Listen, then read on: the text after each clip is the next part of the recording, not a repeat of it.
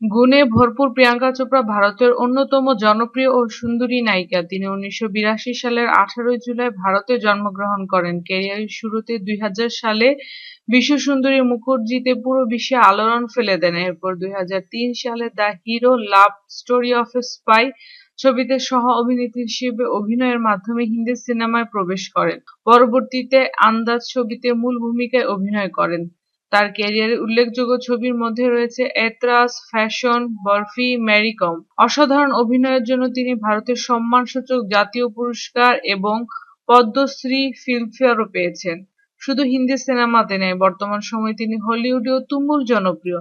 সম্প্রতি বেওয়াচ নামে একটি ইংলিশ মুভি করছেন তিনি। শুধু অভিনয়ই নয়, গানের জগতেও তিনি সমান পারদর্শী। পিটবুলের সাথে করা এক্সোটিক গানটি পুরো বিশ্বে অসম্ভব জনপ্রিয়তা পায়।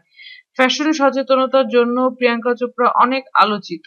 আন্তর্জাতিক গণমাধ্যমগুলোতে সাক্ষাৎকারের সময় তার পরিহিত ফ্যাশনেবল ড্রেসগুলোও সব জায়গায় দারুণ প্রশংসিত হয়। যদি আমাদের ভিডিওটি ভালো লাগে তাহলে অবশ্যই লাইক করার অনুরোধ রইল।